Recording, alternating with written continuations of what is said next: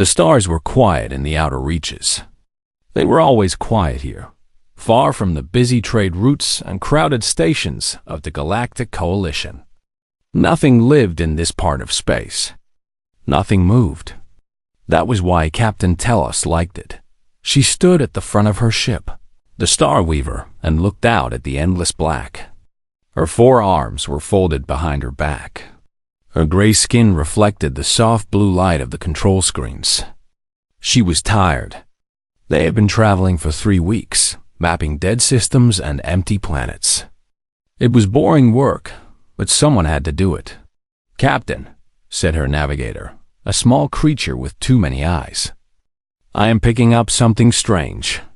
Tellus turned slowly. "Strange how?" "There is an object ahead. Very large. It is not on any of our maps." This was unusual. The Coalition had mapped most of the galaxy over thousands of years.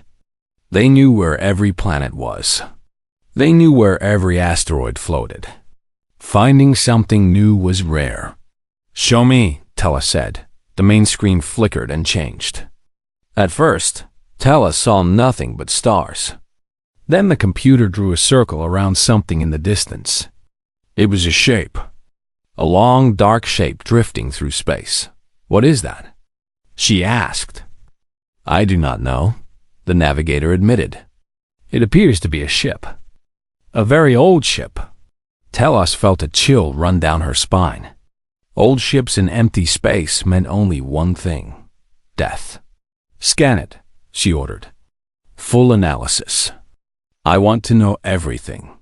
The crew worked quickly. Data filled the screens. Numbers and symbols that told a story Tellus did not want to hear. The ship was ancient. The computer said it was at least 800 years old, maybe more. It was made of metal and composite materials that no known species used anymore. The design was strange, built for long journeys across great distances. But the most troubling part was this: there were no life signs, no power readings, no heat. The ship was dead. "It is a ghost ship," whispered one of the crew members. Tellus did not believe in ghosts, but she understood why her crew was scared. Ghost ships were bad luck. They were tombs floating in the void, carrying the bones of forgotten travelers. Most captains would turn away and pretend they never saw anything. But Tellus was not most captains. "Take us closer," she said. "I want to see it." The Star Weaver moved forward slowly. As they got closer, the ghost ship grew larger on the screen. It was massive, much bigger than the Star Weaver. It could have carried thousands of people. Tellus tried to imagine what kind of civilization would build such a thing. Where had they come from? Where had they been going? And why had they died? "Captain," the navigator said, his voice shaking. "The ship is transmitting something." Tellus froze. "That is not possible. You said there was no power." "I know, but there is a signal. Very weak. It is repeating over and over. Play it." The bridge fell silent as a sound filled the air. It was not music. It was not speech. It was something in between. A pattern of tones that rose and fell like waves on a beach. The translator tried to make sense of it, but failed. The language was unknown. "I have never heard anything like this," Tellus said quietly. She listened for a long time. The signal was sad, she realized. It sounded like someone crying out across the centuries, hoping that someone, anyone, would hear them. "Where is this signal aimed?" she asked. The navigator checked his screens. His many eyes went wide with surprise. "It is aimed at a specific location," he said. "Coordinates in an uncharted region." "Captain, those coordinates are in human space." Human space. The words hung in the air like a bad smell. The humans were new to the galaxy. They had appeared about 50 years ago, claiming a small group of stars near the edge of known space. They were strange creatures. They kept to themselves. They traded a little but talked even less. Most coalition species thought they were hiding something. Why would an ancient ship be sending a signal to the humans? Tellus wondered aloud. No one had an answer.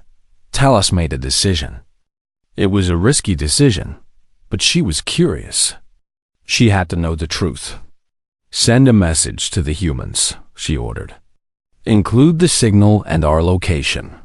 Tell them we found something that might belong to them. Her crew looked at her with shock.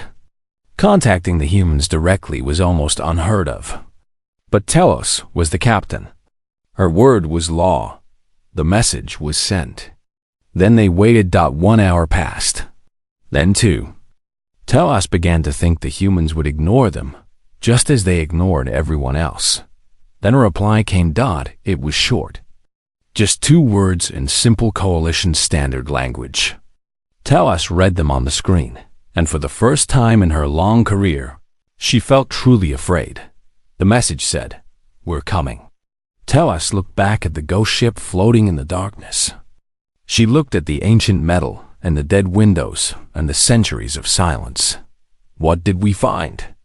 She whispered to herself. She did not know it yet, but she had just changed the course of galactic history. She had just woken up something that the void had tried to forget.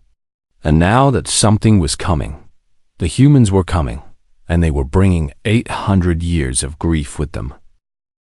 The message arrived on Earth at 7 in the morning. The sun was rising over Seoul, painting the sky in soft shades of pink and gold.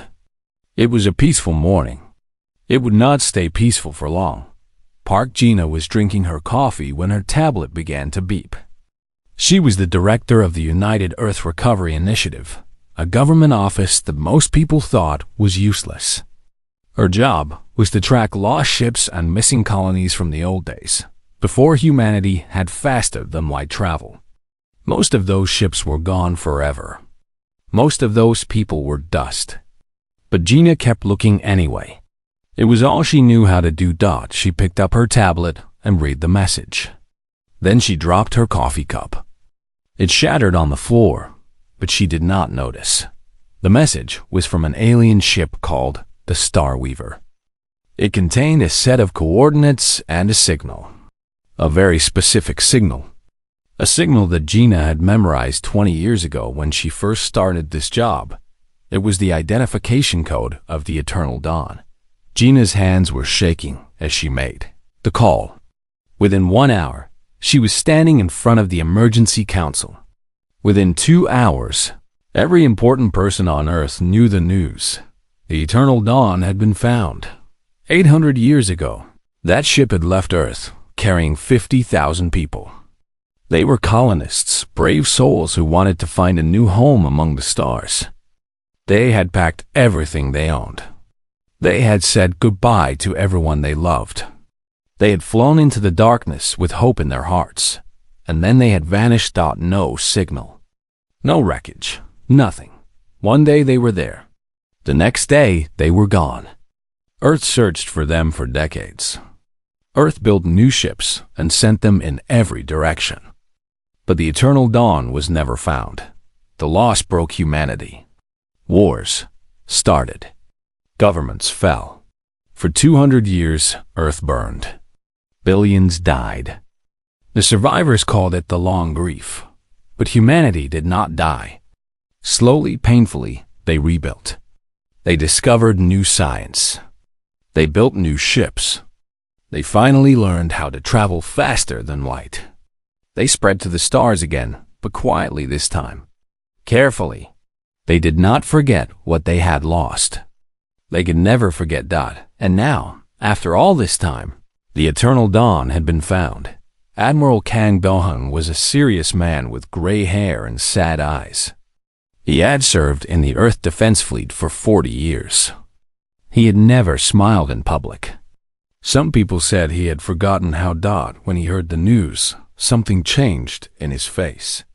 It was not a smile, but it was close. It was hope. "I will lead the mission," he said. It was not a request. The council did not argue. Everyone knew that Do-hun had ancestors on the Eternal Dawn. His great-grandmother had been one of the ship's doctors. Her name was Kang Myra. Do-hun kept her picture in his office. He had never met her, but he loved her anyway. Lieutenant Yoon Hana was young and talented. She was the best pilot in the fleet, but she was also known for being reckless. She took risks that other pilots would not take. She flew faster than anyone thought possible. Some people admired her. Others thought she was crazy. When she heard about the mission, she volunteered immediately. "Why do you want to go?" Her commander asked. Hannah thought about lying. She thought about saying something noble about duty and honor. But she was tired of lying. "My family was on that ship," she said quietly. 7 of them. "I need to know what happened." Her commander nodded slowly. He understood. Everyone understood. The fleet departed 2 days later. 12 ships carrying engineers, doctors, historians, and soldiers. They traveled faster than any ships had traveled before. They did not stop to rest. They did not stop to eat. They had waited 800 years for this moment. They would not wait any longer. Hana sat in her pilot seat and watched the stars blur past her window. She thought about her family. She thought about the 7 names on the manifest of the Eternal Dawn. 2 parents, 2 grandparents, 3 children. The youngest was a boy named Yoon Taeho. He was only 6 years old when the ship left Earth. Hannah had a picture of him. It was old and faded, but she carried it everywhere. In the picture, Taeho was smiling. He was holding a toy spaceship in his hands. He had wanted to be a pilot when he grew up. He never got the chance. Hana wiped her eyes and focused on the controls. She had a job to do. She had a promise to keep Dot in another ship. Admiral Do-hun stood alone in his quarters. He was looking at the picture of Kang Myra. She was young in the picture, younger than Do-hun was now. She was smiling at something outside the frame. She looked happy. "I'm coming," Do-hun whispered to the picture. "I'm sorry it took so long, but I'm coming." The fleet flew through the darkness like a group of shooting stars.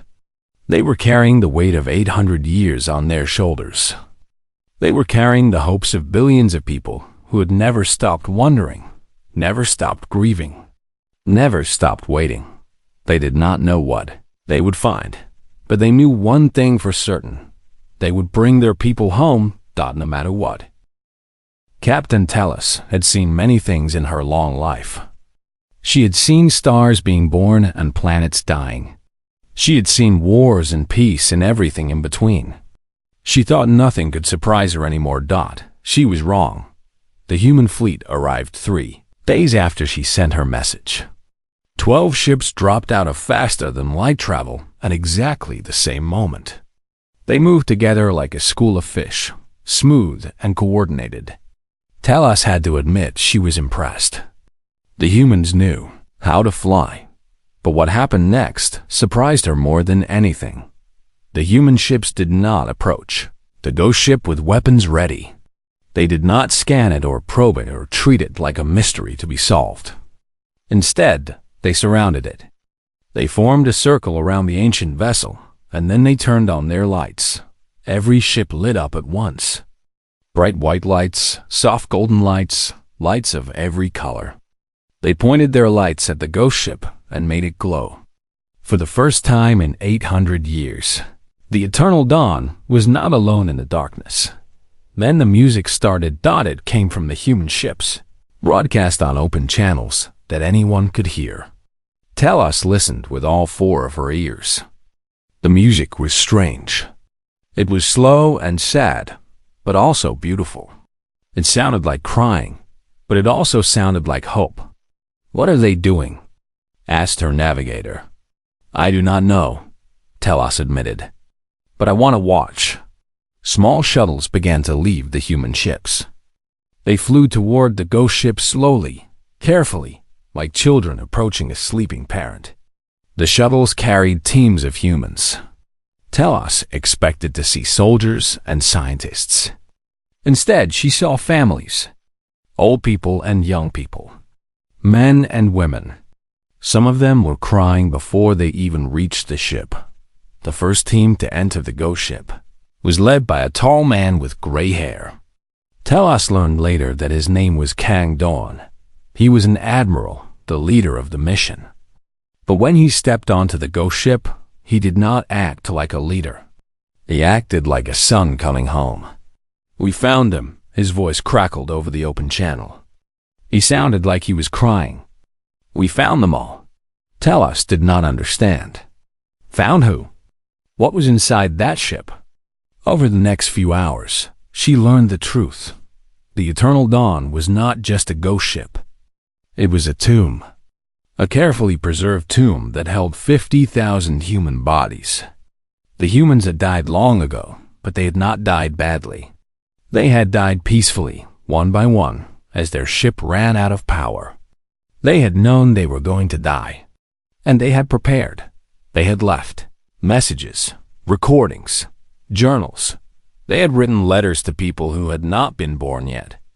They had documented everything, every detail of their journey, every moment of their final days. They had aimed their frozen ship toward their home star and hoped that someday someone would come. It took 800 years. But their people came. Telos watched as the humans brought out body after body. Each one was wrapped in a white cloth. Each one was handled with extreme care. The humans spoke names aloud as they worked. Names that meant nothing to Telos, but clearly meant everything to them. Why are they speaking names? Her navigator asked. "I think they are remembering," Telos said softly. The work continued for days. Telos kept her ship nearby, watching and recording everything. She saw things that confused her. She saw humans laughing even while they cried. She saw strangers hugging each other like old friends. She saw young people holding pictures of dead people they had never met. She saw a young woman named Yoon Hannah find a section of the ship where her ancestors had died. The woman fell to her knees and touched the cold metal floor. She stayed there for a long time, not moving, not speaking. Then she played a recording that had been left behind. An old woman's voice filled the air. "If anyone ever hears this," the voice said, "tell them we were not afraid. Tell them we thought of home until the end. Tell them we loved them." Hannah played the recording 17 times. Telos counted. "They are not like other species," her navigator said. "Other species would have left the bodies. They would have taken what was useful and gone away." Telos nodded slowly. "Yes, the humans are different. Different how?" Telos thought about the question for a long time. She thought about the lights and the music and the names spoken aloud. She thought about the tears and the laughter and the love that seemed to flow from one human to another like water. "They remember," she finally said. "Other species forget. The humans remember. They remember everyone they have lost. They remember everyone who came before. They carry their dead with them like treasure." Her navigator made a confused sound. "That seems very heavy." "Yes," Telos agreed. "It is heavy. But they carry it anyway. That is what makes them strong." She looked back at the ghost ship, now surrounded by light and life. She looked at the tiny human figures moving back and forth, doing their slow and careful work. "We thought they were hiding," she said. "We thought they kept to themselves because they were afraid of us. But I do not think that is true anymore. What do you think is true?" Telos took a deep breath. "I think they are healing," she said. "I think they have been healing for a very long time. And I think we just witnessed something important. Something that changes everything we thought we knew about them." She was right, but she did not yet understand just how right she was. The recovery took 3 weeks.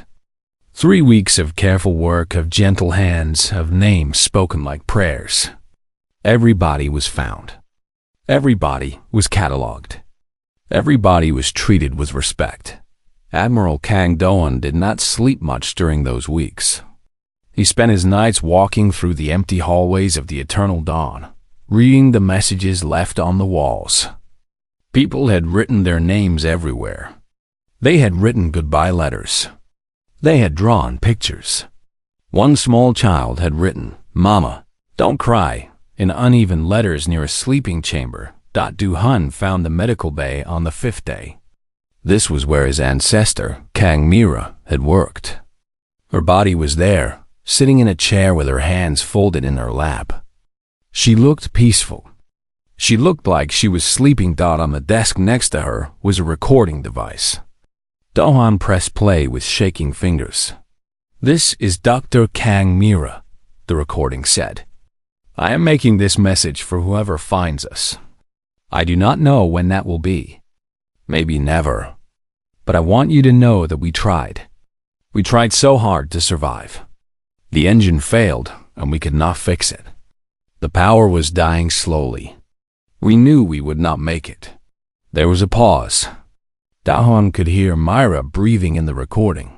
"I am not afraid," she continued. "I was afraid at first, but not anymore. We decided together that we would not panic. We would not fight. We would spend our last days being kind to each other. We would write our stories and seal them in the ship's memory. We would aim ourselves toward home and hope." Another pause. "Longer this time. I have a daughter on Earth. Her name is Kang Eunbi. She was too young to come with us. I miss her every day. I dream about her growing up, having children, having grandchildren. I will never see them.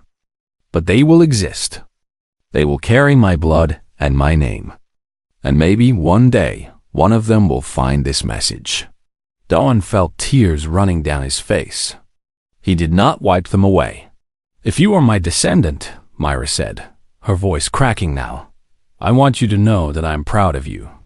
I am proud that you exist. I am proud that you came looking for me. I am proud that you did not forget. That is all I ever wanted. To not be forgotten." The recording ended. Du-hun stood there for a long time, crying quietly in the empty medical bay. He cried for Mira. He cried for all the people on this ship. He cried for the 800 years of grief that humanity had carried. Then he wiped his eyes and got back to work. Lieutenant Yoon Hannah found her family on the 7th day. They were in a sleeping chamber on the lower deck, all 7 of them together. The parents were holding the children.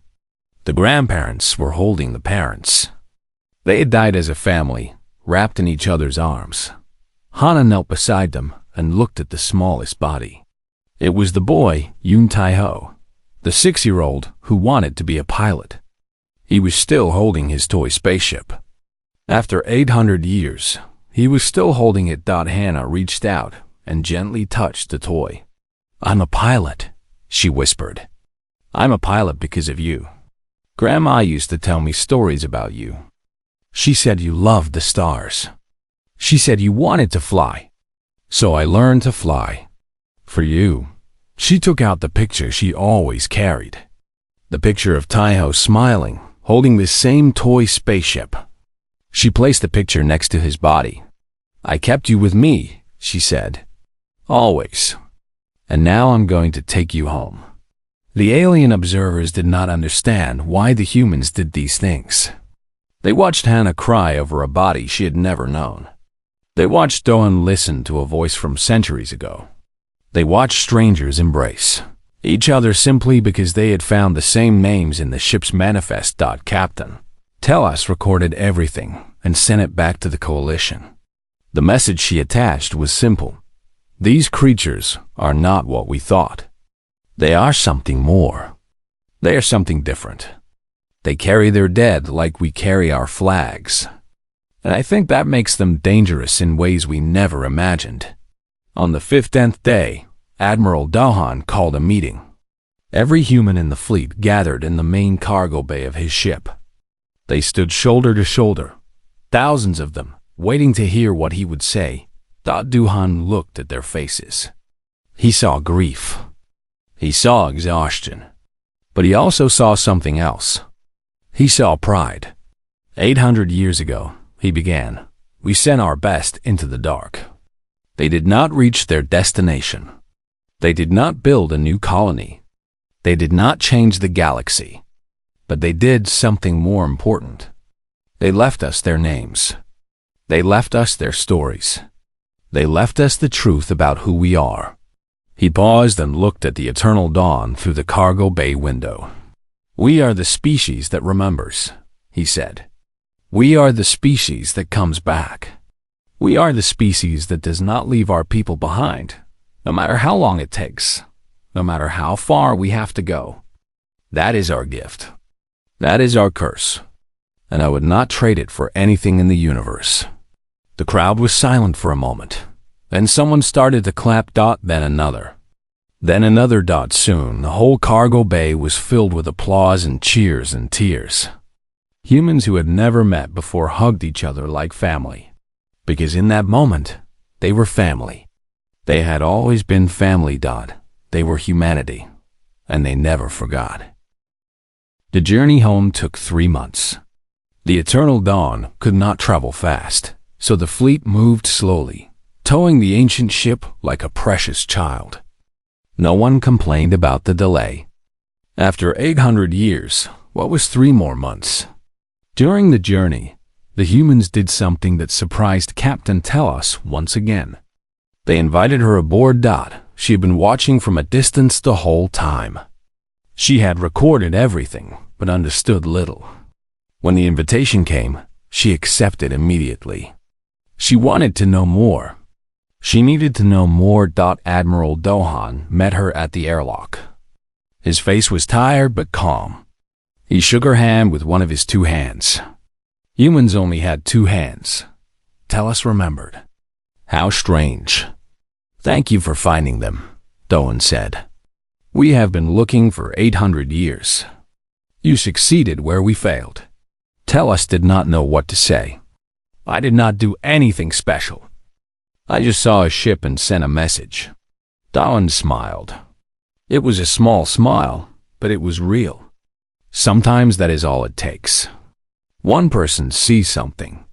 One person decides to tell someone else. And history changes. He took her on a tour of the fleet. He showed her the white bundles that held the bodies. He showed her the recordings and the journals and the letters. He introduced her to people who had lost ancestors on the eternal dawn, and people who had no connection at all, but had volunteered anyway. Why did these people come? Tellus asked, pointing at the volunteers. They have no family on the ship. They are human, Dohan said simply. That is enough. Tellus thought about this for a long time. When the fleet finally reached Earth space, they found a welcome that no one expected. Thousands of ships were waiting for them. Civilian ships, military ships, old ships, new ships. Ships from every corner of human space. They filled the darkness like stars. And below them, on every planet and moon and station, billions of humans were watching. They had stayed awake all night. They had gathered in parks and squares and rooftops. They had pointed their lights at the sky and waited. The eternal dawn was brought into Earth orbit. For the first time in 800 years, the ship saw the planet it had left behind. The planet that had never stopped waiting. The planet that had never stopped hoping. Director Park Gina stood at the memorial site. It was built on the exact spot where the eternal dawn had launched all those centuries ago. The ground was covered with flowers. The air was filled with quiet music. 50,000 names were carved into black stone walls that stretched in every direction. The ceremony took 12 hours. Each body was brought down one at a time. Each name was read aloud. Each family that could be found was given their ancestors' belongings. Each person who had no family was buried in the memorial garden, surrounded by flowers and love. Yunhana carried the body of young Taiho herself. She walked slowly, holding him like he was still alive, like he might wake up at any moment. She placed him in the ground next to his family. She put the toy spaceship in his hands. "You're home," she whispered. "You're finally home." Admiral Dohan buried Kamira at sunset. Her grave faced the ocean, just as she had requested in her final recording. He read her words to the gathered crowd. "I want to see the water one more time," she had written, "even if it is only in my dreams. I want to hear the waves. I want to feel the salt on my skin. I want to remember what it was like to be alive." When all the bodies were buried, Director Park Gina walked to the center of the memorial. The whole world was watching. The whole galaxy was watching. Captain Tellus was watching from her ship in orbit, recording everything for the Coalition. Gina opened an old book. It was the final log of the Eternal Dawn, written by a woman named Beak Somi. She had been the last person alive on the ship. She had written her final words knowing that no one might ever read them. Gina began to read. "We set out to find a new world," she said, her voice carrying across the silent crowd. "We found something else instead. We found the truth about what we are. We are small. We are fragile. We are temporary. But we are also stubborn. We hold on. We reach out. And even when the dark takes us, we leave our names behind." She turned the page. "Whoever finds this, whatever you are, know that we were here. We tried, and we hoped you would remember." Gina closed the book. For a moment, there was only silence. Billions of humans, breathing together, grieving together, healing together. Then, somewhere in the back of the crowd, someone began to sing Dawn. It was an old song. A song from before the Eternal Dawn. A song about home and hope and never giving up. The melody was simple. The words were even simpler. But they carried the weight of 800 years. One by one, others joined in. The song spread through the crowd like fire. It spread to the ships in orbit. It spread to the colonies on Mars and the stations around Jupiter and the settlements in far distant stars. Wherever humans lived, wherever humans breathed, the song was heard. Captain Tellus listened from her ship. She did not understand the words, but she understood the feeling. It was not just grief. It was something bigger. It was love. It was memory. It was the unbreakable bond of a species that refused to forget. She turned to her navigator.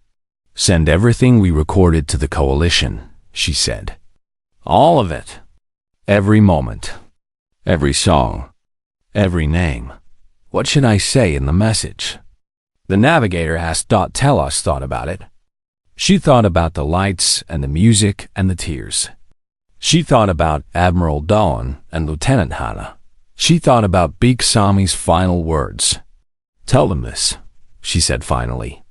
"Tell them we thought the humans found a ghost ship. But we were wrong. The humans did not find ghosts. They found family, and they brought them home." She looked down at Earth, glowing blue and green in the darkness. "Tell them the humans remember. Tell them the humans never forget. And tell them that after 800 years, the Eternal Dawn finally found its way back." She paused. "Tell them it was not a ghost ship after all. It was a homecoming."